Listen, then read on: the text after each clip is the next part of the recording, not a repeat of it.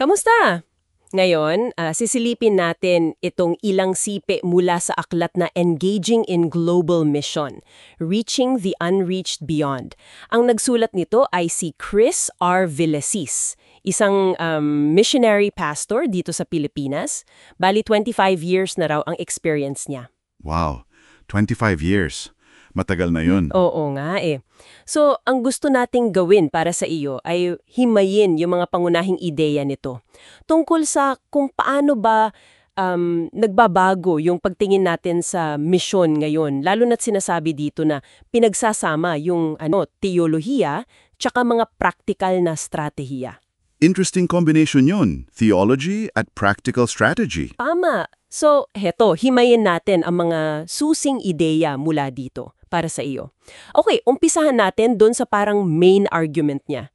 Sinasabi na, yung tunay na tagumpay daw sa pagtupad ng Great Commission, yung bang habilin na ibahagi yung mensahe sa lahat? Oo, yung Mateo 28? Yun nga, hindi lang daw nasusukat sa dami ng napuntahan o, alam mo yun, napatay yung building or something. Ang gusto raw niya, isanib ng mga mananampalataya yung yung pundasyon ng teolohiya, tapos yung mga pago, yung mga makabago, at nakasentro sa taong pamamalaan. Tama ka dyan. At may binabanggit nga sa paunang salita yung konsepto ng muling binigyang kahulugan na tagumpay. Gets mo? Redefined success. Paano yun? Dito kasi, sa tinatawag niyang divine economy, iba raw ang sukatan. Hindi pera, hindi parangal, hindi lang basta bilang.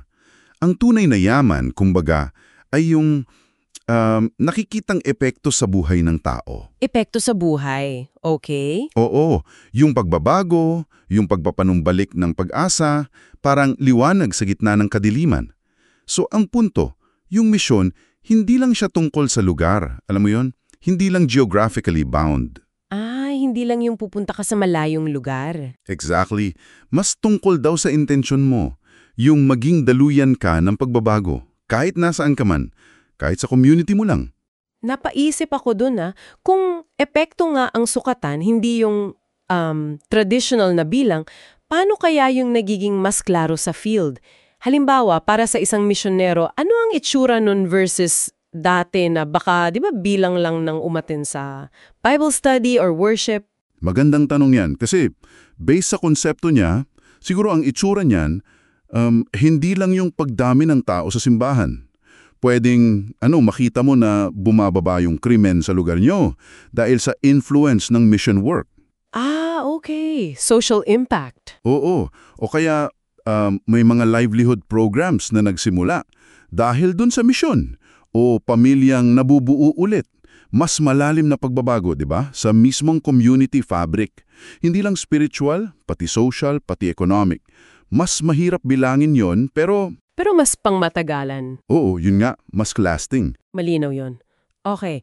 Ngayon, doon naman tayo sa pag-uugnay ng teolohiya tsaka yung mga bagong estratehiya na banggit mo kanina. Tulad ng digital evangelism, yung paggamit ng social media, websites. Yun. Malaking bagay daw yun sa aklat. Paano raw to ginagawa na hindi lang basta, alam mo yun, uso Facebook gamitin natin. May theological guide ba? Meron. At dito raw nagiging unique yung aklat, sabi mo nga. Hindi lang siya parang, okay, let's use technology.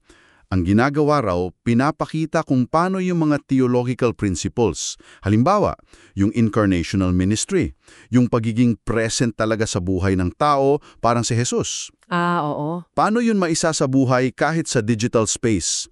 Halimbawa, imbes na one-way lang, broadcast ka lang ng message, paano ka bubuo ng tunay na community, ng relasyon, kahit online? Mahirap yun Challenging, pero yun daw yung goal. Gamitin yung insights from, say, Mateo 28 or Gawa 1.8, hindi lang bilang utos kundi guide sa pakikipag-ugnayan kahit virtual. So ang tech, nagiging tool siya na hinuhubog ng teolohiya, hindi baliktad. Pero 'di ba may risk din 'yan na baka mas maging focus yung galing sa tech, yung platform, kaysa sa mismong message o sa mga tao, lalo na yung mga nasa digital divide, yung mga walang access. Nasagot ba yan? Importanteng point yan. At oo, binabanggit daw na kasama yan sa mga hamon na tinutugunan, yung cultural barriers, tsaka yung digital divide. Ang argumento siguro, hindi dapat hadlang ang tech, kundi tulay. Tulay. Okay. Kailangan lang ng wisdom na galing nga sa teolohiya para gamitin ng tama, para paglingkuran yung tao, hindi para palitan yung real connection. Tapos, para dun sa walang access, andyan pa rin yung traditional methods. Pero baka may mga creative ways daw na pinapakita paano magtutulungan yung may access at wala. Yung challenge, nagiging opportunity para mag-innovate. Mukhang central din dito yung papel ng lokal na simbahan, no? Hindi lang ito para sa mga full-time missionaries na nasa malayo. Oo, definitely. Binibigyang diin daw talaga yung local church bilang lunsaran, launchpad, kumbaga. Hindi lang siya lugar ng worship, kundi training center, sending center. Okay. At sa tulong ng digital tools ngayon, kahit yung maliit na simbahan sa isang barangay, pwede nang makilahok sa global mission. Pwedeng sa prayer, sa giving, or kahit sa pag-connect online sa mga missionaries abroad. Lumalawak yung konsepto ng mission field. So, hindi na lang dun sa malayo, pati dito at online. Yun ma! Dito, doon at everywhere in between, pati sa digital space. So kung ibuod natin yung call to action mula sa paunang salita, parang ganito, mamuhay araw-araw na may intensyon na maging parte ng misyon, magbigay ng bukas palad oras, talento, pera, makilahok globally kahit sa maliit na paraan, baguhin ang tingin sa success, mas mahalaga yung katapatan kaysa sikatan. Faithful presence over fame. Oo. At humakbang ng may tapang. Kaya para sa iyo na nakikinig, paano kaya tumatama itong mga to sa sitwasyon mo ngayon? Oo nga. Sa kabuuan kasi, ang message talaga nitong mga CP parang isang pang-angat . Mula sa mga efforts na baka watak-watak, papunta sa isang mas unified, dynamic at global na kilusan. Isang kilusan. Oo. Isang kilusan na hindi namimili between old truths and new tools, ginagamit pareho. At higit sa lahat, isang kilusan na ang sukat ng tagumpay ay yung pagbabago talaga, yung transformation sa buhay ng tao. Nagiiwan ito ng isang makabuluhang tanong para sa iyong pagninilay, hango sa diwa nung paunang salita.